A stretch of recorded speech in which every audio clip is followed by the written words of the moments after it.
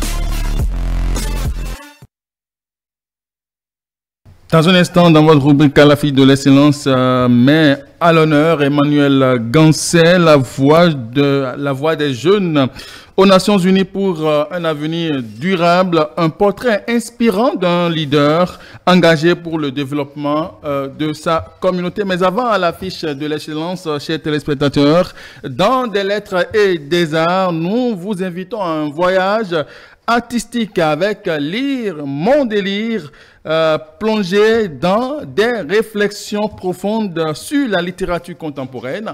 Et ce sera tout de suite avec mon très cher ami Ibrahim Adamou. Ibrahim, bonjour. Bonjour Abim Noéni, bonjour chers téléspectateurs. C'est avec un grand plaisir que nous vous retrouvons cet après-midi pour bien entendu et bien sûr parler de littérature. Nous allons reconnaître la présence de l'autre chroniqueur littéraire. Bonjour Habib, bonjour chers téléspectateurs. Merci de prendre encore le rendez-vous de votre rubrique des lettres et des arts. Rendez-vous pris donc. Ibrahim, alors aujourd'hui, on peut comprendre quoi à travers votre chronique? Alors aujourd'hui, nous allons nous intéresser à la plume d'un jeune auteur qui fait son entrée dans le milieu littéraire avec un recueil de poèmes. Il s'agit de Lire mon délire, un recueil de 25 poèmes tout aussi succulents les uns que les autres. Alors il est ici avec nous sur ce plateau et nous le disons, bienvenue, il s'agit de Belmi Amoussou. Monsieur Amoussou, merci d'être des nôtres ce soir. Bonsoir cher Ibrahim, bonsoir Habib, bonsoir Harim. Ouais. Bonsoir aux téléspectateurs, bonjour et pour ceux qui vont recevoir l'émission selon le moment. Oui, bien sûr. Je suis Belmi Kofi Amoussou, je suis journaliste et aussi enseignant. D'accord. Et donc je fais mon entrée. Est-ce triomphal, c'est à vous de le dire. Pour moi, c'est entrée modeste et juste sobre. Mais j'espère quand même que avec le concours de Dieu Tout-Puissant, tout ira pour le mieux. Merci beaucoup. Alors, quand on me dit lire mon délire, lire, cela s'écrit comme cela se voit là sur la première de couverture, L-I-R-E, mon délire. Alors, le titre, ça interroge, ça questionne, ça paraît énigmatique. On souhaiterait quand même comprendre, à partir déjà de ce titre-là, ce que cela signifie et qu'est-ce que nous réserve le contenu. Donc, le titre d'abord, qu'est-ce qu'on peut comprendre par le titre, Lire mon délire? Alors, lire mon délire, premier lire, c'est avec Y. Dans l'Antiquité gréco-romaine, avec l'histoire de Prométhée, pour pouvoir déclamer les textes poétiques, c'est avec la lyre que cela se fait. Donc, pour montrer que c'est de la cadence, de la musique, parce que la poésie, par essence, c'est une musique. Comme moi, je le dis, le regard est poétique, la démarche est poétique, l'habillement est poétique, le comportement est poétique, tout est poésie. Il suffit de savoir comment agencer les choses. Donc, déjà, lire, le premier lire, c'est ce que ça symbolise. Et sur la page de couverture, tout à l'heure, on va en venir sur ça. Maintenant, le deuxième lire, comme lire quelque chose. Maintenant, délire. Alors, d'habitude, quand on dit délire, c'est dans le sens négatif. Oui. Mais moi... Un fou qui débite voilà. des paroles qui sont quand même... Voilà. Mais moi, ici, je ramène ça dans le sens positif. Pour dire, moi, je délire en présentant des poèmes. Des poèmes qui jouent un rôle dans la vie de l'homme. Un grand H. Donc, du coup, lire mon délire, j'invite les gens à savourer, à déguster, à danser au son de mes poèmes, au son de mon délire qu'est l'ensemble des poèmes. Donc, lire ici, c'est un instrument de musique antique. Donc, qu'on utilisait quand même pour accompagner la déclamation poétique. Bien, je passe la main à ici. Alors quand on prend la première de couverture, oui. Je vois l'image d'un arbre, voilà, qu'on peut diviser en deux parties. Oui. Je vois la première partie, le côté est chargé de fruits et l'autre est enflammé. Alors, bien entendu, on voit au bas de l'arbre l'instrument dont vous parlez, la lyre en question qui est jalonnée de part et d'autre. Alors, qu'est-ce que cette ambivalence voudrait signifier sur la première page de couverture? Alors, merci beaucoup pour la question. Sur la première page de couverture, justement, on voit un arbre qui a en un mot deux facettes. L'autre côté, c'est verdoyant et ça montre la vie parce qu'on voit les fruits sont mûrs, on peut consommer en abondance et avoir la santé en permanence. Donc, du coup, le côté où il y a plus de vert montre qu'il y a des thématiques dans le recueil qui renvoient à la vie elle-même, au bonheur, à la joie, à tout ce qui renvoie à la gaieté, à la paix du cœur. À l'abondance. À l'abondance. Voilà. Donc, du coup, l'autre côté, c'est un peu tout comme s'il y a un feu qui brûle. Donc, tout est consumé. Et ça montre le contraste de la vie, la dualité de la vie, la complexité de la vie. Là où il y a le bonheur, il y a le malheur. Là où il y a la vie, il y a la mort. Là où il y a le bien, il y a le mal. Donc voilà cette image que la première page de couverture présente. Donc cette dualité, cette complexité, cette diversité de la vie. Alors, et vous êtes allé à la source quand vous parlez de la lyre, voilà, lire mon délire, voilà, vous êtes allé à la source parce que vous avez remonté à l'époque. À l'Antiquité. Pourquoi est-ce que c'est pour une recherche d'originalité que vous avez voulu boire à la source, à cette source-là? Oui, parce que j'ai un parcours, un cursus scolaire, et j'ai eu la chance d'avoir fait lettres modernes, et j'ai été gardé par des professeurs de haut rang. Je vais nommer le professeur Ascension Boniaco, le professeur Guillaume Milio-Ouan, le professeur Adeshina, paix à son âme, Adeshina. Donc, du coup, il nous avait donné le goût de la littérature. Il nous avait donné ce qu'il faut pour être un homme vraiment complet en termes de la littérature. Donc, je me suis dit, c'est à l'ancienne corde Contis, la nouvelle.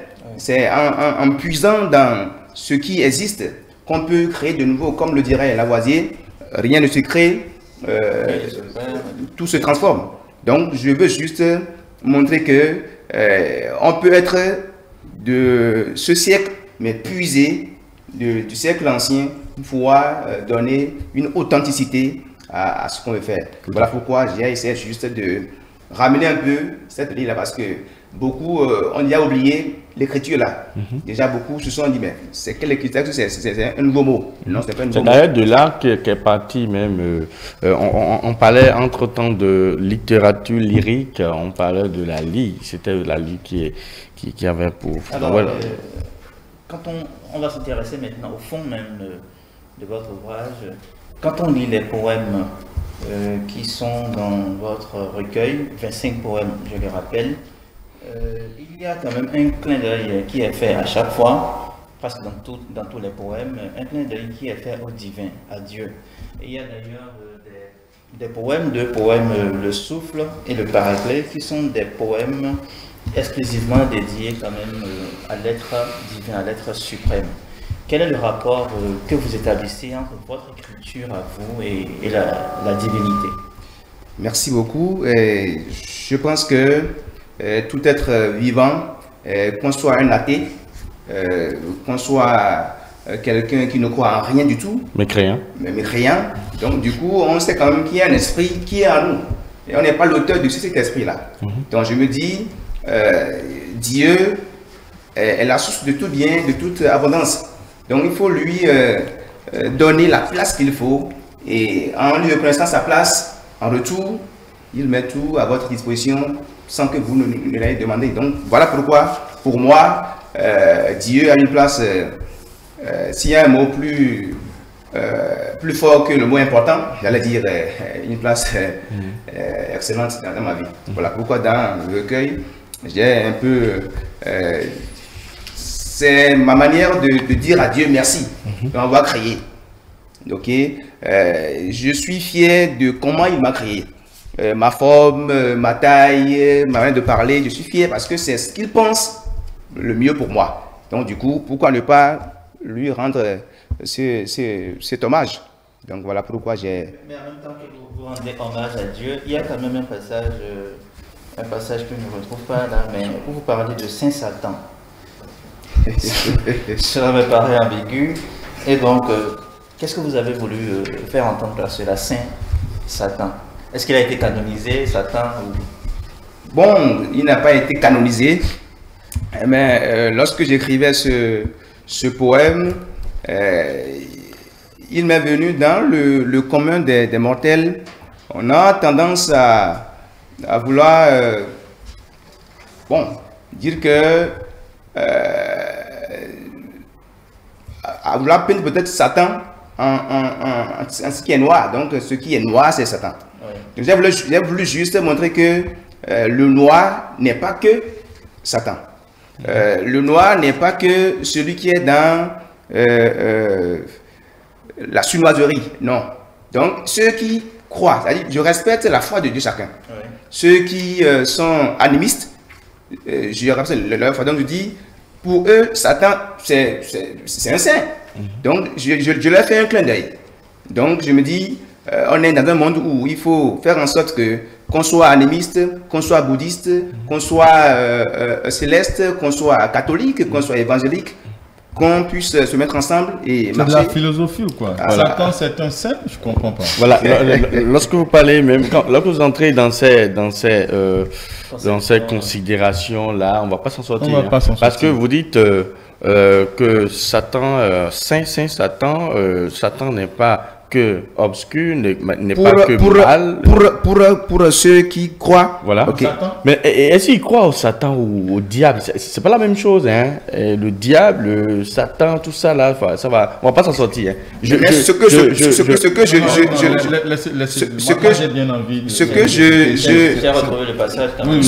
je voudrais signifier là, c'est que c'est une figure de style. Ok. Quand on dit Satan, c'est ce qui est mauvais. Ok. Quand on dit saint, c'est la clarté et la lumière. Donc, ces deux mots-là créent l'oxymore. Oui, tout à fait. Vous voyez? Et cette figure de style-là a forcément un sens. Donc, j'ai dit, je respecte la foi de chacun. Je ne dis pas que leur Dieu, c'est-à-dire les animistes, leur Dieu, Satan, c'est la qualification qu'on a donnée à ça. Donc j'ai voulu juste, moi, je ne veux pas entrer dans le fond des segments. Est-ce que ceux qui adorent le diable sont dans la bonne logique, ceux qui adorent Dieu, ce sont eux qui sont des saints? Non, moi je ne suis pas dans cette considération. D'accord. Moi j'ai juste voulu faire sortir le côté de ce que, bon, quand on adore un Dieu, ce en quoi on a foi. Même si je ne suis pas convaincu, je crois que la Bible aussi ne l'est pas. Et on va quand même quitter cette considération. Et on va parler du poème Asara, à la page 25. Alors je sais de la lecture. Belle, charmante et splendide que tu sois, tu as combattu le bon combat du déboire.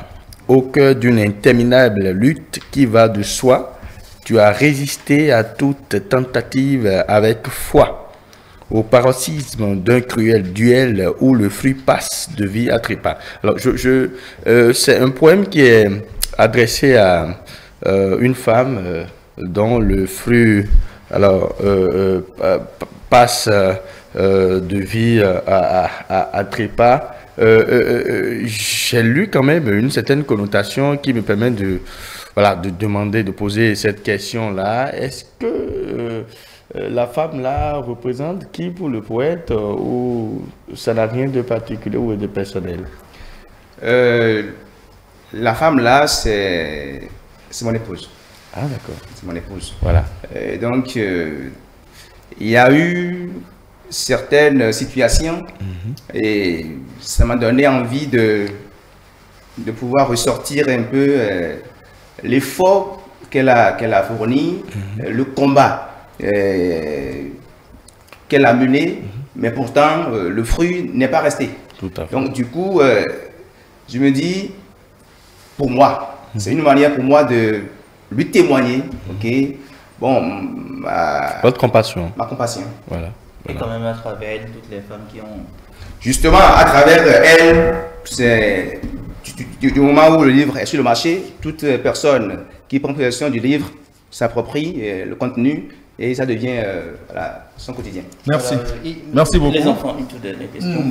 Je crois qu'on est déjà à la... Allez-y très rapidement. Une toute dernière question. Il y a quand même les enfants la thématique des enfants qui s'invitent dans votre ouvrage. Et là, à la page 38, on peut lire ici: faire subir à toute progéniture des corvées de toute monture, c'est participer activement à la brisure. Or, l'enfant est un arbre sacré donné par l'insondable Créateur et habité par un ignorant esprit sacré. Agiter un corps habité de l'Esprit Saint, châtier une âme vivante de l'Esprit Saint, c'est tracer la ligne de sa cassure pour ne déboucher que dans la hachure. Est-ce que vous êtes contre le châtiment des enfants? C'est un enseignant. C'est-à-dire. C'est un enseignant. Qui aime bien châtier bien. Vous êtes contre ou pas? Mais le gouvernement béninois, il n'a pas le choix parce que les autorités de la tutelle ont été claires, suffisamment claires, pas de châtiment corporel en milieu scolaire. Mais il a quand même ça. Mais il a quand même son opinion là-dessus. Hein. Oui. Vous m'avez posé une question, je vais répondre à la question. Essayez toujours. Au lieu d'entrer dans d'autres considérations. Essayez toujours. Alors, l'enfant, comme je l'ai décrit, c'est un don de Dieu. Tout à fait. Un don de Dieu. Il faut prendre soin de ce don-là parce que le père de demain, c'est l'enfant d'aujourd'hui. Maintenant, si aujourd'hui, on ne lui donne pas l'amour qu'il faut, c'est sûr que le père de demain ne va pas donner l'amour qu'il faut à son enfant. Tout à fait. Donc comme ça, le monde va décrescendo et puis on va assister à ce qu'on n'aurait pas aimé. Donc du coup, j'ai juste fait en sorte que j'ai interpellé, ok, toute conscience, ok, pour dire les enfants, que ce soit votre enfant des voisins, enfant des cousins, sachez comment Vous avez échappé la question. Merci. À la question. Merci beaucoup. Il faut frapper. Henri. Pour éduquer Non, l'enfant. nous sommes... Oui ou non? Il faut frapper, oui ou non? Les deux. Vraiment. D'accord. Merci beaucoup à vous, Belmire. Merci beaucoup pour votre première livraison littéraire. Nous comptons sur vous pour dynamiser davantage la littérature au Bénin. Merci également à vous, Arim Lassissi et Ibrahim Adamou, pour tout ce que vous faites honneur aux professeurs de lettres modernes, ce que vous savez. Merci beaucoup. Merci. Merci bien. Nous allons retrouver la deuxième rubrique de cette émission. C'est bien sûr à l'affiche de la séance. Et nous recevons pour ce numéro un jeune leader qui a déjà fait ses preuves jusqu'au siège des Nations Unies. C'est bien sûr Emmanuel Gansset. C'est tout de suite.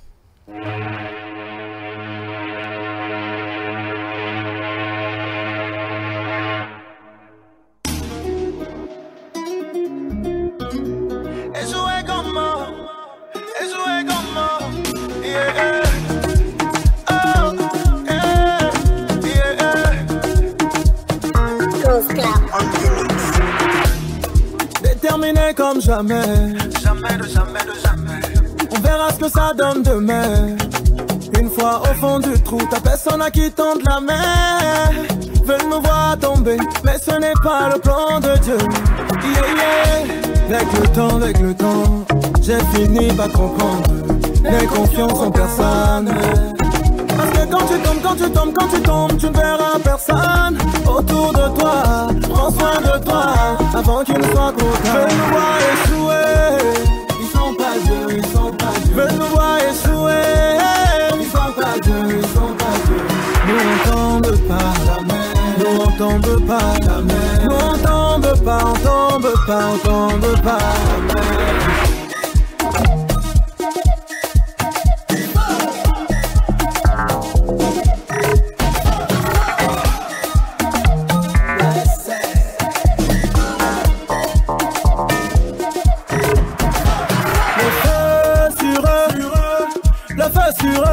La honte pour eux, ils ont prévu que tu tombes, mais c'est pas le plan de Dieu. Ils ont prévu que tu chutes, mais c'est pas le plan de Dieu. Avec le temps, j'ai fini par comprendre. N'aie confiance en personne. Parce que quand tu tombes, tu ne verras personne autour de toi. Prends soin de toi avant qu'il ne soit trop tard. Veulent nous voir échouer, ils sont pas Dieu, ils sont pas Dieu. Veulent nous voir échouer, ils sont pas Dieu, ils sont pas Dieu. Nous on tombe pas, nous on tombe pas, nous on tombe pas, on tombe pas, on tombe pas.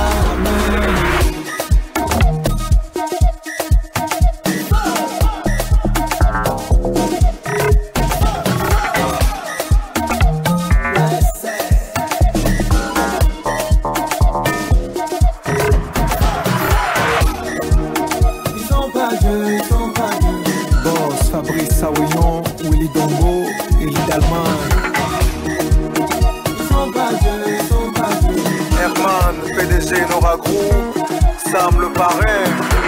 Ils sont pas Dieu, ils sont pas Dieu. Duchesse des chats.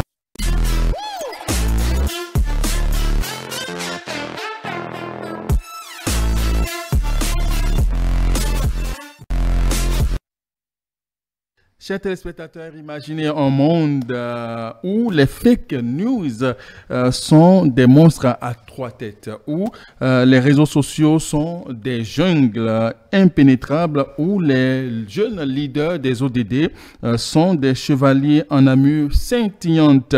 Au cœur de cette épopée numérique se trouve Emmanuel Gansset, notre super-héros décalé armé de son clavier magique et de sa sourire laser. Né dans une contrée lointaine, Emmanuel Gansset est arrivé au monde avec son don spécial, je veux dire celui de démasquer les mythes numériques plus vite que son ombre. Emmanuel Gansset, bonjour.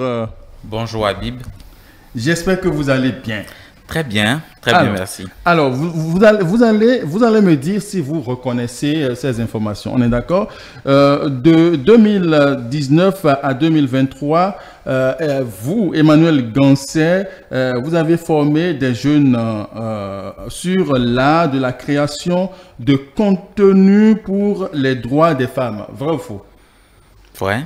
D'accord. Alors, on va continuer. Vous avez transformé aussi plusieurs jeunes femmes, je vais dire, sages-femmes en tuto master, je vais dire. Tuto? Master. Oui, c'est vrai. D'accord. Elles sont une centaine de jeunes guerrières, je veux dire, dans la bataille de l'extrémisme que vous avez aussi formé. Ou bien il. Il et elle. Il et elle. Bien sûr. D'accord. Mais ce n'est pas tout, Emmanuel Ganset. Vous avez travaillé avec l'UNESCO, l'UNFPA et l'OMS pour traquer des fake news. Absolument. Absolument. D'accord. Alors, en 2021 et en 2022, vous êtes devenu un super ninja des réseaux sociaux à combattre les infos pour les Facebook Afrique et le FJ, je vais dire FJ Bénin. Le thème, c'est combattre les infos. Oui. Et c'est vrai. Combattre les infos. Oui. D'accord. OK. Donc, ça veut dire que vous reconnaissez tout. Absolument. Absolument. Je plaide coupable.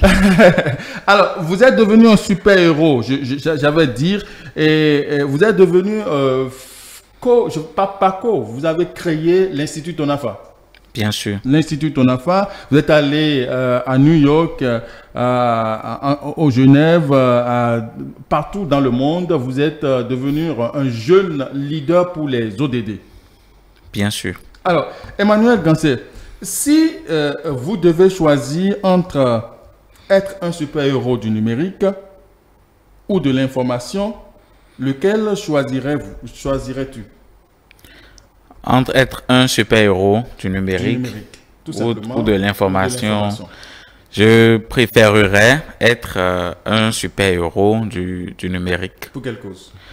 Parce que je pense que c'est la source d'opportunités pour les jeunes. C'est le meilleur moyen pour nous d'évoluer, d'apprendre, de travailler, de gagner notre vie, mais aussi de rester en contact avec nos familles. Et il est important de travailler pour permettre à ce que tout le monde puisse avoir droit d'accès à cette source d'opportunité-là, qu'est le numérique. Alors, quelle est la superbe chose que tu as faite dans le domaine du numérique? Alors, il y a eu plusieurs choses, évidemment, mais s'il y a une action dont je suis particulièrement fier, c'est d'avoir fait un peu le tour du Bénin avec des collègues à moi pour former les jeunes apprenants des collèges du Bénin sur les métiers du numérique, sur comment est-ce qu'ils peuvent utiliser Internet d'abord pour amplifier leur voix, mais aussi qu'est-ce qu'ils doivent savoir du code du numérique pour ne pas se retrouver sous le coup de la loi. Et si je peux ajouter un autre élément de fierté pour moi, c'est d'avoir pu concilier le numérique avec un enjeu sociétal, à savoir pour moi la promotion de la paix, donc mettre en place une plateforme digitale pour offrir des ressources éducatives aux jeunes afin qu'ils puissent adopter des comportements de non-violence. Super. Alors, quelle a été la réaction de ces sages-femmes-là quand elles ont découvert la joie du tuteur par toi? Alors, c'était des femmes assez curieuses qui, malgré en fait toutes leurs occupations dans le domaine où elles fonctionnent, où elles exercent, étaient quand même très passionnées par la nécessité d'avoir un compte Twitter et de pouvoir l'utiliser pour parler de leur travail, mais également pour rester connectés en tant que corporation de femmes, de sages femmes. Ce qui m'a marqué pendant cette formation, c'est de les voir tout de suite commencer par créer des comptes, commencer par produire quelques contenus. C'est d'avoir pu saisir en fait l'importance que peut représenter le numérique, que peut représenter Internet pour elles, quand bien même elles savent qu'elles sont vraiment occupées. C'est des femmes qui veulent avoir des opportunités qui vont au-delà de ce que leur offre le métier actuellement. Et c'est aussi des femmes qui ont beaucoup de solutions, beaucoup de ressources à partager quand nous parlons d'éducation à la santé sexuelle. Et c'est très heureux pour moi de voir qu'elles aient compris l'importance de cet outil-là pour faire passer leur message. Alors, Emmanuel, dis-moi, quelle a été la fausse nouvelle que tu as démasqué en tant qu'acteur du fact-checking? Alors, l'une des vraiment fausses nouvelles la plus épique. Ah, que j'ai déconstruite? Oui. Ah, ça, c'est une question très intéressante. Il faut dire que avec l'avènement de la COVID, où nous étions en train de travailler comme membre de la cellule de fact-checker d'UNICEF, il y a eu beaucoup de vidéos qui ont commencé par circuler, surtout avec les vaccins contre la COVID. Et il y a une vidéo qui a circulé, notamment, je crois, en Zimbabwe, que des gens ont publié sur Internet pour montrer que, oui, ils n'ont pas voulu se faire vacciner et que le gouvernement s'est mis à les répréhender, à les réprimer. Donc, un exercice facile que nous aimons bien en fact-checking, c'est la recherche par image inversée. Donc, en utilisant ce procédé-là, il s'est avéré que c'est une vidéo qui date de la période pré-Covid. Et en réalité, c'est plutôt une répression de manifestants qui manifestaient contre le pouvoir en place. Et il y a eu également des photos qui ont circulé où on a montré, ça c'était en 2019, on a montré des militaires qui étaient abattus dans tous les sens et on faisait croire que bon, c'est des chasseurs qui abattaient les militaires de cette façon-là. Et un simple exercice de fact-checking a permis de montrer que les photos qui circulaient là, peu importe qu'aurait pu être la vérité après, c'est des militaires qui ne sont même pas béninois et les photos n'ont pas du tout été prises sur le sol béninois. Et pourtant, c'est des choses qu'on met en fait sur WhatsApp et autres pour intimider. Franchement, vous faites œuvre utile dans la cellule de fact-checking. Alors, lors de ta participation à la cérémonie de clôture du programme Connexion Citoyenne 2, je veux dire, comment as-tu pitché ton projet Civic Tech Tonafa? Alors, il faut dire que de base, moi, j'étais très passionné par les questions de paix, de sécurité, et faire la conciliation avec le numérique, pour moi, c'est une passion. Donc, ce que je leur ai dit, la semaine même du pitch coïncidait avec un attentat à la bombe artisanale, je pense au nord du Bénin, et ça avait fait les premières victimes du Bénin, c'était en février 2022. Et j'ai mis l'accent en fait sur la nécessité qu'aujourd'hui on ne peut plus attendre pour faire de l'éducation d'abord à l'amour de la patrie, faire de l'éducation sur le rôle des jeunes dans la lutte contre l'extrémisme violent et aussi sur l'importance de disposer des ressources pour former les jeunes sur la coproduction de la sécurité avec les forces de défense et de sécurité. Donc le contexte déjà montrait toute l'utilité du projet et c'est avec plaisir que le jury a accepté, validé. Je pense qu'on avait eu un appui de 5 000 €. Franchement, je continue de croire que tu es un modèle pour la jeunesse béninoise et même africaine. L'avant-dernière question avant de te célébrer, Emmanuel Gansel. Oui. Quelle est la chose la plus drôle que tu as faite en tant que président, je vais dire, de l'association des blogueurs du Bénin? La chose la plus drôle, c'est difficile à trouver parce que c'est quand même un poste de responsabilité et il faut le gérer avec le plus grand sérieux possible. Mais si je dois trouver une anecdote dans ce sens-là, il faut dire que de base, je suis entouré par un bureau très jeune. Donc, parfois, il peut arriver que certains soient vraiment pris, très occupés. Et quand on doit faire de réunions, en fait, et pour appeler les responsabilités de chaque personne, et je vois que, voilà, il y a des instances, en fait, qui n'ont pas été comblées. La première des choses, je mets d'abord à rire. Et ça les étonne aussi. Vous riez, président. Je dis, mais enfin, j'ai des collègues et on est tous jeunes, mais bon, voilà, il y a telle chose.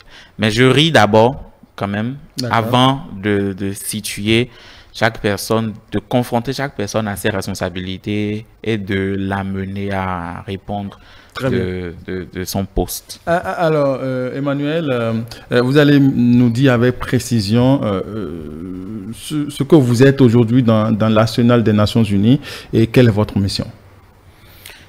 Je suis actuellement jeune leader des Nations Unies pour les objectifs de développement durable. Mon rôle en tant que tel, avant tout, c'est d'accompagner les Nations Unies dans leur travail de résoudre des problèmes sur des sujets assez cruciaux, mais les sujets qui sont inhérents à moi, mes domaines d'intervention, à savoir l'inclusion numérique, la prévention des conflits.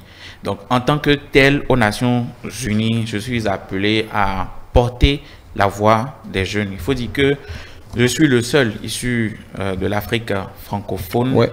Et donc, je dois en fait porter le plaidoyer en faisant mention des difficultés auxquelles nous sommes confrontés, par exemple dans l'accès à Internet ou aux technologies. Également, je suis appelé à intervenir pour faire des propositions sur les approches nouvelles d'inclusion des jeunes et des femmes dans la création de solutions durables pour la paix. Également aux Nations Unies, j'interviens dans un projet qu'on appelle l'initiative Youth Force, qui rassemble 12 jeunes dans le monde entier pour agir en guise de prévention des crises futures. Super. Notamment la crise climatique. Jeune leader des Nations Unies, à quoi ressemblera le monde, enfin le Bénin numérique, selon toi, dans 5 ans ou 10 ans? Pour moi, il y a une chose qui me tient forcément à cœur quand je parle d'inclusion numérique.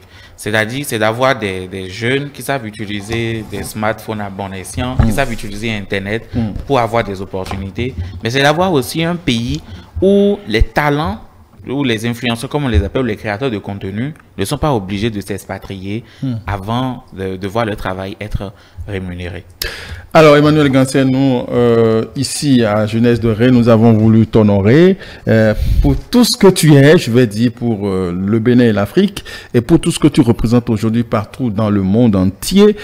C'est pour nous un plaisir d'avoir un Béninois, un jeune, encore plus un jeune Béninois qui évolue dans ce... Merci pour tout ce que vous êtes. Merci pour tout ce que vous faites. Vous recevez aujourd'hui la palme de Jeunesse Dorée. C'est un honneur pour nous. Votre mot de la fin? Alors, je suis très reconnaissant pour cette distinction qui renforce ma conviction pour la voie d'engagement citoyen que j'ai choisie.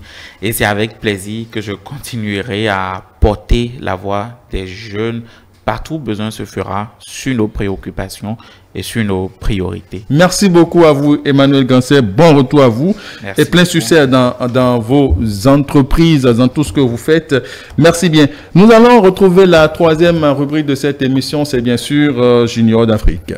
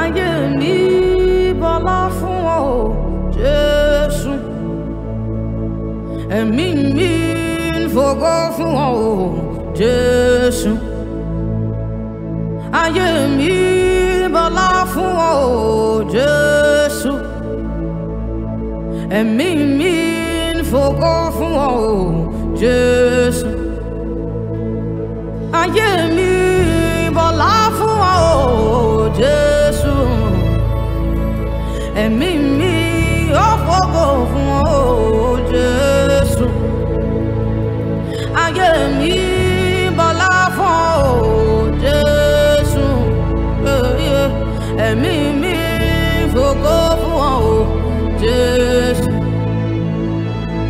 Alanana kalama lebelo zuvele kamana yeno. Oh, oh.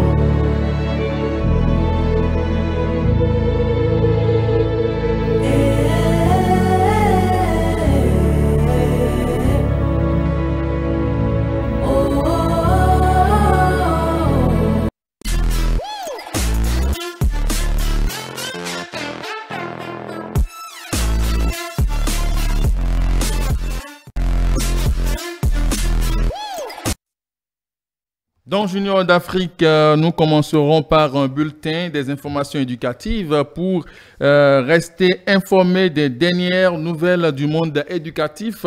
Chers téléspectateurs, suivra une discussion sur la préparation spirituelle en période d'examen avec des conseils et astuces pour aborder sereinement cette période cruciale. Et c'est avec Vanessa Zanou. Vanessa, bonjour. Bonjour Habib, bonjour chers téléspectateurs. On va tout de suite dans le monde éducatif pour avoir les dernières informations. Bien sûr, on démarre ce bulletin par l'initiative Cheminement vers l'éveil féminin qui vise à promouvoir l'entrepreneuriat féminin et à offrir des formations et des outils pratiques pour soutenir les femmes entrepreneurs. Une séance d'échange entre les médias et les promoteurs du projet a eu lieu à l'université d'Aboum et Calavi, et l'objectif de cette séance était de partager les détails du projet avec le public. Prévu pour connaître son épilogue le 22 juin 2024 prochain, il vise à inspirer, éduquer et motiver les femmes à devenir des entrepreneurs à succès. Et puis, parlons de la première édition du festival Défilé Pneus qui se tiendra du 13 au 15 août 2024 à la commune de Dogbo dans le département du Koufo. Destiné aux enfants et aux adolescents âgés de 5 à 15 ans, cet événement vise à célébrer l'enfance à travers une activité ludique. L'inscription est ouverte à tous et est totalement gratuite à condition d'être en bonne santé physique et capable de participer à une course de 1,5 km. Dans le cadre du projet Momentum Integrated Health Resilience, financé par USAID, 150 survivantes de violences basées sur le genre ont été identifiées dans les départements du Borgo, du Littoral et du Zou. Elles bénéficient d'une formation visant à renforcer leurs compétences de vie afin d'améliorer leur estime de soi et leur confiance en elles. L'objectif est de les aider à lancer des projets professionnels pour atteindre leur autonomie économique, prévenir les violences et combattre la pauvreté. Les formations sont assurées par des binômes de formateurs dans chaque département et visent à améliorer la gestion des activités génératrices de revenus existantes ainsi que la création de nouvelles activités. On finit ce bulletin par le programme Wali qui organise sa 19e session de formation en sélectionnant des jeunes de 25 pays d'Afrique. Ce programme vise à donner aux jeunes des compétences en leadership, management et entrepreneuriat pour quand même les aider à contribuer au développement de leur communauté et du continent. Les candidatures sont ouvertes aux jeunes âgés de 18 à 35 ans résidant dans les pays participants. Les participants peuvent choisir parmi 3 domaines de formation: l'entrepreneuriat, leadership civique et le management public. La formation se déroulera en ligne avec une rencontre présentielle au Sénégal. La date limite de candidature est prévue pour le 15 juin. Merci beaucoup à vous, Vanessa Zanou. Merci pour le bulletin des informations que vous venez de présenter. Nous allons passer à la deuxième manche de cette rubrique qui est un entretien avec autour d'un sujet. Bien sûr. Nous parlons des préparations spirituelles. Depuis quelques semaines, comme vous le savez, chers téléspectateurs, nous voici arrivés au dernier virage de notre série d'émissions dédiées aux préparatifs avant l'examen. Et aujourd'hui, nous souhaitons quand même explorer un aspect tout aussi essentiel de la préparation, la dimension spirituelle. Nous sommes conscients que chaque individu a ses propres croyances et pratiques spirituelles et que celles-ci peuvent quand même jouer un rôle significatif dans la manière dont nous abordons les défis et les épreuves de la vie, y compris les examens. C'est pourquoi nous avons décidé de consacrer cette émission à la préparation spirituelle en période d'examen. Et pour le faire, nous sommes avec Abdou Karim Cissé. C'est un imam qui nous accompagne. C'est vrai que nous avons prévu d'autres personnes, mais faute de disponibilité, ils n'ont pas pu répondre présent. Et nous avons Abdou, monsieur Cissé, bonsoir. Oui, bonsoir. J'espère que vous allez bien. Je vais très bien, vous. Ça va. Merci d'avoir honoré à ce rendez-vous. Déjà, à votre avis, quelle est l'importance de la préparation spirituelle dans la réussite des examens? Bismillah, alhamdulillah, wassalatu wassalam ala rasulillahi sallallahu alayhi wa sallam. L'importance des préparatifs spirituels pour un examen est que des créatures que nous sommes, nous avons un créateur qui est l'être suprême. Alors, on est dans l'obligation de lui soumettre ce dont on a besoin pour pouvoir bénéficier de son soutien et de sa protection. D'accord? Parce que pourquoi? Il ne faudrait pas que le jour que tu vas commencer la composition, que tu serais embêté par exemple par une petite maladie, un accident par exemple, ou tout ce que vous savez comme incidents qui peuvent impacter négativement votre composition. Or, si vous le soumettez entre-temps à votre créateur qui est Allah subhanahu wa ta'ala, il va vous protéger, vous allez bénéficier de son soutien et de sa protection, Inch'Allah. D'accord. Et quels sont, selon vous, les différents outils, les pratiques spirituelles qui peuvent être utilisés pour se préparer mentalement avant un examen? Avant un examen, les outils que nous avons, comme vous le savez, bon, moi je suis musulman, je ne vais que parler de la religion musulmane. D'accord. Et le musulman, lui, il a d'abord le Coran, qui est un outil très important pour la préparation spirituelle. Il a également le jeûne. On nous appelle lorsqu'on a besoin d'obtenir quelque chose. Et lorsqu'on veut se soumettre à Allah subhanahu wa ta'ala, on nous demande de jeûner, on nous demande de prier. En dehors de cela également, l'outil que nous avons encore qui est très important, c'est l'aumône. Il y a l'aumône que les savants nous enseignent. Permet de mettre une barrière contre un malheur qui devait vous avoir. Or, tout à l'heure, nous venons de dire qu'il faut se soumettre à Allah subhanahu wa ta'ala pour pouvoir en bénéficier de sa grâce et de sa protection. Alors, quand on lit la lecture coranique, quand on fait la lecture coranique, quand on fait les jeûnes, quand on fait les aumônes, voilà des pratiques que nous pouvons faire, Inch'Allah, pour pouvoir en bénéficier de tout ce que nous venons de dire tout à l'heure. En dehors de cela, bon, si je vais aller dans la nature, tout ce que la nature nous a donné aussi peut constituer à nous permettre de se préparer spirituellement. Parce qu'il y en a, ils utilisent certaines feuilles, il y en a, ils utilisent également l'eau, l'eau de la mer par exemple. Nous prenons également, nous les musulmans, l'eau qu'on appelle les zamzam, l'eau de la Mecque. Inch'Allah, actuellement les musulmans sont à la Mecque. Cette eau également nous permet également, son utilisation nous permet d'avoir une protection d'Allah subhanahu wa ta'ala et qui nous permet également de se préparer spirituellement. D'accord. Vous avez commencé par le dire tout à l'heure qu'il faut jeûner, mais je me pose la question de savoir si le jeûne ne va pas quand même agir sur l'apprenant qui se donne au travail.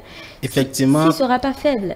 Tout à l'heure, nous venons de dire les préparatifs. Ce n'est pas le jour de l'examen que le candidat est appelé à jeûner. Ok. Mais bien avant cela, il jeûne pour pouvoir demander la grâce d'Allah subhanahu wa ta'ala. D'accord. Est-ce que, comment, j'ai bien envie de savoir comment est-ce que la méditation ou la pratique de la pleine conscience peut quand même aider ces apprenants-là à se concentrer et à gérer le stress-là en cette période? En réalité, le candidat, spirituellement, doit rester toujours positif. Okay. Il doit rester serein. Il ne doit pas être négatif dans tout ce qu'il est en train de faire spirituellement. Et il doit également s'adonner et apprendre également ses leçons. Ne pas dire qu'il est dans la spiritualité, ce faisant, il va laisser ses cahiers. Non. Il doit apprendre tout en étant spirituellement fort et positif. D'accord. Et déjà, quelles sont les recommandations que vous avez pour quand même développer une attitude positive et confiante face aux défis des examens? Bon, par rapport à cela, je pense que le candidat, d'abord, ne doit pas trop dormir. Il ne doit pas manger beaucoup, soit il ne doit pas manger lourd. Et également, le candidat doit être flexible dans toutes les activités qu'il est en train de faire ou bien dans tout ce qu'il arrive et en ce moment-là. Il doit être vraiment flexible, il ne doit pas, qu'en réalité, enregistrer des choses négatives. Par exemple, on l'énerve et il va commencer par avoir une colère, tout ça là, ce n'est pas bon. D'accord. Je ne sais pas, hein. Il y a une question. Toute dernière question. D'accord, il y a une question qui me dérange depuis. Quels sont les signes qui indiquent qu'une approche spirituelle de la préparation est bénéfique pour un étudiant, un apprenant, et comment les reconnaître? Bon, effectivement, le temps ne nous permet pas d'aller en profondeur. Et le temps ne permet pas d'aller en profondeur. Mais bon, il y a des rêves qui nous permettent de le savoir. Il y a également certains actes, c'est-à-dire des trucs que nous échappons en circulation ou en vie qui nous permettent de savoir que c'est parce que je suis préparé spirituellement que telle chose m'a échappé. Si le temps nous permettait, on allait rentrer dans les rêves et expliquer comment on peut le savoir. D'accord. Habib, est-ce que vous permettez qu'il demande qu'il rajoute quelques recommandations histoire ce sera votre mot de la fin à tous ces apprenants-là qui quand même composent? Tous ces apprenants-là, je les demande d'être sereins et toujours après l'examen de toujours continuer par prier et d'être force spirituellement et par la grâce d'Allah subhanahu wa ta'ala, ils seront parmi les admis.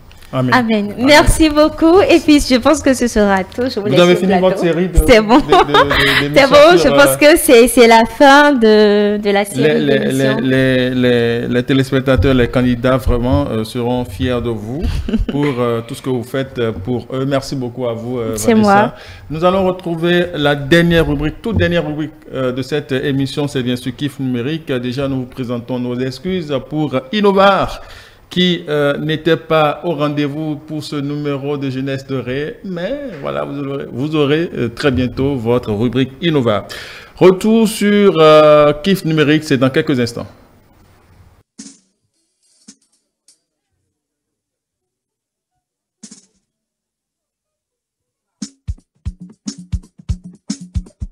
No vito Jésus Christ man.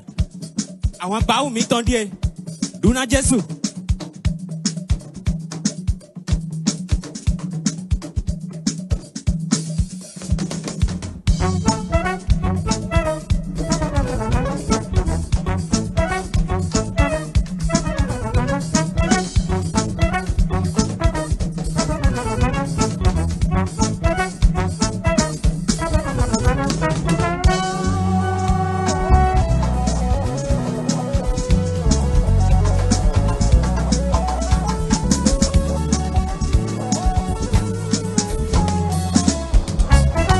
Àwọn gba oúnjẹ gbé mẹ̀yàn dúlẹ̀ níwájẹ̀ dé àhé. Àwọn gba oúnjẹ gbé mẹ̀yàn dúlẹ̀ níwájẹ̀ dé. Àwọn gba oúnjẹ gbé mẹ̀yàn dúlẹ̀ níwájẹ̀ fìyè. Òun ẹ̀nẹ̀wẹ̀ kúrú náà gbìgbọ́ ìwé nàdónà yàn. Òun ẹ̀nẹ̀wẹ̀ kúrú náà mí he nàdónà yàn. Fọ́kẹ́ nílẹ̀wẹ̀ náà wò àwọn gba ohun máa ìmẹ̀ẹ́dẹ́ bò tán. Nílẹ̀wẹ̀ náà wò àwọn gba. Shigba klono goche, mani klono karompa. Klono kedami, mono mowiya, chopanyera mo aseya. Hey klono kuku semite, Yesu maga fonso yo me bawa kutona yeko. Wezo nuwe kunyemele. Yesu konfongi wabe. Wezo fiye male,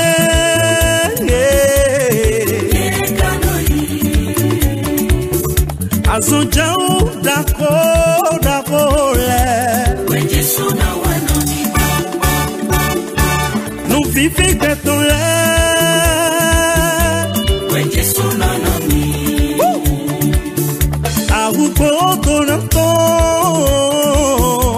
Wejesu na donami.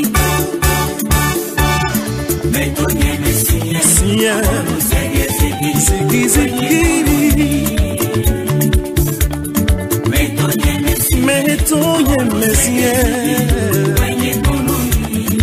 akukru no tome wenyete awa Yesu tome.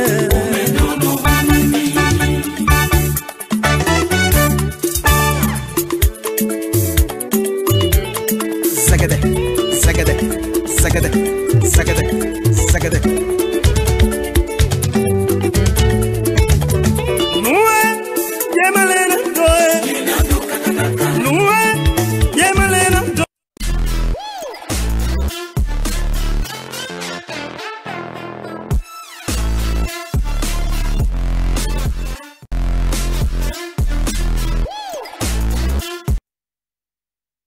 Numérique, notre dernière rubrique, vous le savez déjà depuis un certain moment sur cette émission.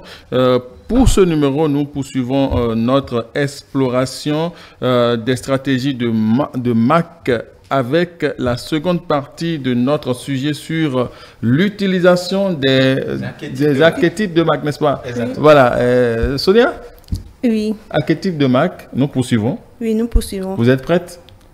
Oui, on est prêt et on est. Je suis prête si vous voulez. D'accord, d'accord. Alors, pasteur, bonjour. Bonjour Ali. Les téléspectateurs sont à vous.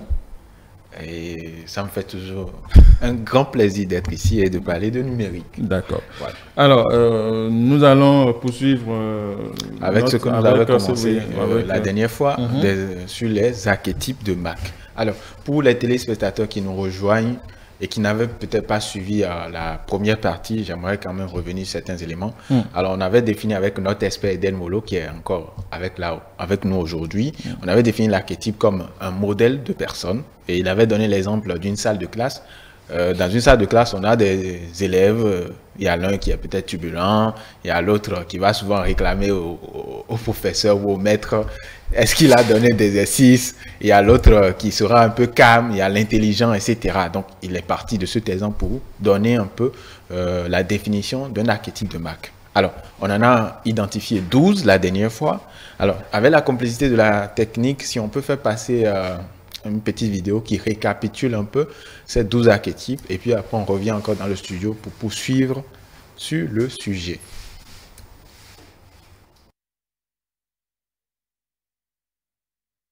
Avec ces caractéristiques qui s'affichent déjà à l'écran, on a le rebelle, on a l'innocent qui vient après, on a le séducteur, on a l'explorateur, on a également l'archétype de Monsieur Tout le Monde qui viendra après. Voilà. L'explorateur. Monsieur Tout le Monde. Ah oui. Après ça, nous avons également le créateur. Le créateur, on avait donné des exemples de Mac la dernière fois, on ne reviendra pas là-dessus. Il y a également le soignant. On a le sage également. Ensuite, on a le dirigeant. Le dirigeant. Oui. Ouais, le dirigeant, moi je préfère ça. Le héros. Le héros également. Le héros. Le sauveur. Héros, oui, le héros. Sauveur. Et puis on a le bouffon. Le bouffon. Non, pas du tout, le bouffon. Le bouffon également. Voilà. Alors, je dois être un bouffon. Le décor étant planté, on va continuer. Alors, bonjour Eden. Bonjour Maurice. J'espère que vous allez bien. Je vais bien, merci. Et merci une fois encore d'avoir accepté notre invitation pour pouvoir poursuivre, pour pouvoir instruire nos téléspectateurs sur le sujet des archétypes de Mac. C'est un plaisir pour moi. Alors, on va aller droit dans le but. On avait commencé à expliquer en fait de façon pratique comment on peut utiliser les archétypes de Mac. Et donc, à ce niveau-là, on avait déjà donné des exemples par rapport au service client. Si on choisit un type d'archétype de Mac, comment l'implémenter au niveau du service client. Mais ce qu'on n'avait pas vu, c'était au niveau du design, de façon pratique, comment on implémente les archétypes de Mac. Et ensuite, au niveau de la communication, puisqu'on avait insisté également sur le côté verbal dans la communication. Alors, Monsieur Eden Molo, comment ça se passe à ce niveau-là? Au niveau du design, mais également de la communication, comment on implémente de façon pratique un archétype de Mac? Vous avez le choix parmi les 12 pour illustrer. D'accord, il n'y a pas de problème. Merci pour la question. Alors, je viens rapidement faire un petit point. Lorsqu'on parle de marque, d'identité de marque, il y a deux aspects. Il y a l'identité visuelle, c'est-à-dire ce que les gens voient, et l'identité verbale, ce que les gens entendent. Quand je prends par exemple l'archétype du séducteur qui veut séduire, déjà dans la tonalité, dans sa prise de voix, je disais la dernière fois que ça doit être une voix assez suave, qui attire, une voix douce. Richard Flash. Richard Flash, Singila. D'accord? Ça, c'est au niveau du côté verbal. Voilà. Maintenant, au niveau du design, on va tout simplement jouer sur les couleurs. Les couleurs qui font beaucoup plus attrait à l'amour, à l'attirance, des couleurs un peu douces. Le rouge, pas le rouge pur, mais un genre de rouge au vin, du rose. Et je prends l'exemple des marques qui sont dans la parfumerie, comme Coco Chanel, Dior. Vous voyez un peu le genre de couleurs qu'ils utilisent dans leur communication. Donc, quand je prends l'exemple du séducteur, au niveau de la communication visuelle, il faut beaucoup plus se baser sur les couleurs. Alors pour une marque, comment on fait pour impliquer voilà, les consommateurs lorsque cette marque a l'ambition de, comment on appelle, de bâtir un storytelling puissant et captivant? Ok. Déjà, avant tout lancement d'idée d'entreprise, on doit d'abord faire ce qu'on appelle une étude de marché. Donc l'entreprise doit connaître ses clients, ses consommateurs, son audience. Et lorsque l'étude de marché a bien été menée, c'est-à-dire qu'on ne reste pas au côté superficiel seulement en se disant mes clients sont dans telle tranche d'âge, d'accord, ont un tel niveau de salaire, mais on va beaucoup plus loin. Quels sont les types d'activités qu'ils ont l'habitude de mener? Quelles sont leurs passions, leurs hobbies? Et une fois que vous avez connaissance de tout cela, c'est plus facile pour vous de les connecter à vous. Je prends un exemple, je ne sais pas si vous avez remarqué, souvent dans les films, l'équipe, bien l'armée du chef bandit est souvent plus grande que celle du héros. Malgré le fait que le chef bandit, généralement, on trouve que ses actions sont mauvaises. Mais en réalité, c'est parce qu'il a un idéal et il réussit à mettre autour de lui des gens qui ont le même idéal. Ou qui partagent ses idéaux. Et là, quand vous allez comme ça avec votre marque, les gens n'ont plus tendance à regarder ce qu'il fait, c'est bon ou bien c'est mauvais, mais beaucoup plus, est-ce que ce qu'il fait me parle? Est-ce que je suis d'accord avec? Et facilement, ils épousent votre idée. C'est ça. Et en ce sens-là, est-ce qu'il n'y a pas des pièges qu'on doit éviter? Il n'y a pas des dérives qu'on doit éviter? Parce que pouvoir arriver à connecter une marque à ses consommateurs de cette façon-là, grâce au pouvoir des archétypes, est-ce qu'il n'y a pas des pièges ou des dérives? Ça ne peut pas conduire à des dérives? Le premier piège, lorsqu'on parle d'archétype de marque, c'est déjà de ne pas bien réussir le ciblage. Lorsque vous êtes amené à avoir votre entreprise, certains entrepreneurs oublient que leur idée d'entreprise, leur projet est destiné à une clientèle et non à eux-mêmes. Du coup, lorsque vous êtes en train de chercher votre archétype, vous ne devez pas vous baser sur vous, votre goût. Le canevas est simple. Vous devez déterminer 2 archétypes qui sont propres à vous. Votre clientèle, votre audience, vous devez également déterminer 2 archétypes qui sont propres à eux et maintenant faire une union entre les deux pour pouvoir sortir un archétype qui vous rassemble. Et une fois que vous arrivez à faire ça maintenant, vous pouvez vous lancer. Et allez-y. Voilà. Après, ce qui fait peur à certaines personnes, justement, c'est que vous n'attirez pas tout le monde. Parce qu'il y a des gens qui veulent attirer tout le monde. Mais justement, vous ne pouvez pas attirer tout le monde. Dans ce sens-là, l'archétype Monsieur Tout le Monde résout peut-être le problème. Hein? Oui et non. Monsieur Tout le Monde, c'est beaucoup plus un archétype qui est dans des secteurs qui sont beaucoup plus, je vais dire, qui touchent beaucoup de monde. Je prends par exemple l'immobilier. L'immobilier attire tout le monde. Si vous voulez, vous avez votre salon par exemple, je suppose, vous voulez le meubler, et le mobilier plutôt, voilà. Le mobilier. Voilà, donc dans ce genre de cas, vous pouvez utiliser Monsieur Tout le Monde. Ok, donc si je comprends bien, en fonction de votre cible et de votre marque, vous choisissez un archétype, c'est ça? Voilà, de votre secteur aussi d'activité. Donc on n'a pas besoin d'aller dans tous les sens? Non, il ne faut surtout pas aller dans tous les sens. Alors, est-ce qu'il y a des archétypes qui sont plus adaptés en fonction de certains secteurs d'activité? Comme je parlais tout à l'heure du secteur du mobilier par exemple, d'accord, l'archétype Monsieur Tout le Monde est beaucoup plus adapté, mais ça dépend encore du type. Parce que si vous êtes en train de faire du mobilier de luxe, par exemple, vous n'allez pas vouloir vous adresser à tout le monde. Exactement. Donc voilà, ça dépend. En fonction des secteurs d'activité, il y a des archétypes qui sont beaucoup plus adaptés que d'autres. Alors, il arrive, hein, c'est assez fréquent dans la communication, en fait, qu'il y ait un essoufflement. Voilà. Quand on prend un sujet, on en parle tout le temps. Bon, le cerveau humain finit par s'y habituer. Alors, au niveau particulièrement des marques, comment, en choisissant un archétype, est-ce qu'elle ne se tire pas une balle dans les pieds? Parce qu'il y aura à un moment donné forcément de l'essoufflement. Alors, comment on arrive à se renouveler tout en gardant son archétype? Ou bien il faut changer en ce moment l'archétype?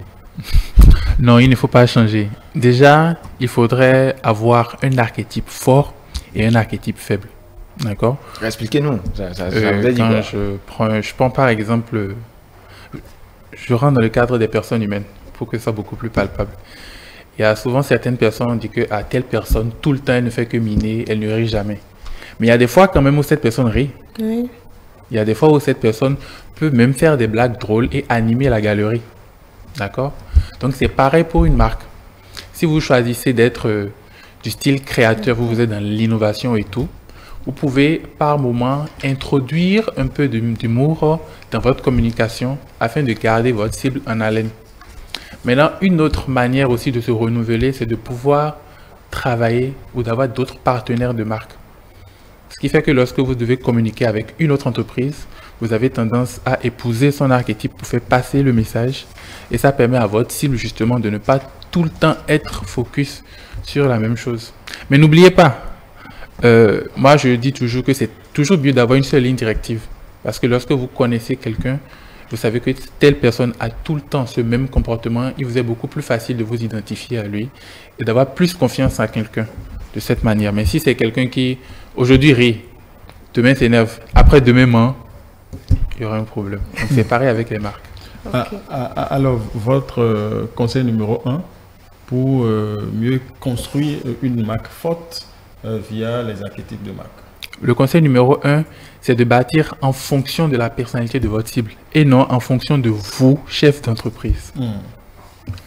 Le conseil numéro 2, oui, si on peut faire ça comme de cette façon-là, un petit mot de fin aussi. Voilà. Ok. Allons jusqu'à 3. Jusqu'à 3, d'accord. Le conseil numéro 2, la cohérence. C'est très important. C'est très important parce que c'est facile au début, lorsqu'on commence, lorsqu'il y a de l'engouement, de rester fidèle à ses idéaux. Mais après, on peut très facilement se laisser contaminer par le bruit et vouloir quitter sa ligne directive, vouloir copier sur d'autres marques ou bien sur d'autres entreprises. Ah, lui, il a implémenté telle chose, ça lui marche. Il faudrait quand même que j'essaye ça. Lorsque vous faites ça et vous essayez 2, 3 fois, votre audience commence par ne plus vous reconnaître et donc ne plus pouvoir facilement s'identifier à vous. Conseil numéro 3 Conseil numéro 3. Vous voulez 3 conseils, oui, d'accord. Bon, ou 4, puis on est 4 sur le plateau actuellement. Quelqu'un va partir avec un conseil. D'accord. Pensée humaine. Pensée humaine. La force des marques aujourd'hui, pour qu'une marque se connaisse beaucoup plus à sa cible, il faut qu'elle pense en étant humain. Aujourd'hui, on n'achète pas auprès d'une entité, mais on achète auprès d'une personne. Ça vous êtes plus facile de recommander quelqu'un que vous connaissez parce que vous avez testé son produit que de recommander quelqu'un que vous ne connaissez pas. Donc mon troisième conseil, lorsque vous êtes en train de travailler sur votre stratégie de marque, pensez à votre marque en tant qu'être humain, pas en tant qu'entité, en tant que imaginaire. Voilà. Et puis un quatrième pour la route. Et puis voilà. Surtout pas devenir pasteur. Alors, un quatrième conseil pour la route. Avoir des objectifs. Oui, pourquoi pas. Avoir des objectifs clairs, voilà, exactement. Et établir surtout une feuille de route. Merci pour la base. Je vais repartir avec ce conseil. Une feuille de route pour la marque. Alors, je pense que ce sera tout pour Kif Numérique aujourd'hui. Aujourd'hui, on a parlé d'archétype de marque. On va remercier notre invité, notre expert sur le sujet qui nous a entretenus. Merci beaucoup, Eden Olo. On espère t'avoir encore une autre fois sur un sujet qui concerne ton domaine d'expertise. Et voilà. Monsieur Abi, je crois qu'on va vous laisser. Alors, merci à toi, Maurice. Merci également à Sonia et à notre invité, l'expert. Nous allons remercier également nos chers téléspectateurs. Kif Numérique, c'était l'utilisation des archétypes de marque pour construire une marque conquérante. Eh bien, nous allons vous laisser sur cette rubrique et vous promet de vous retrouver la semaine prochaine, si Dieu le veut.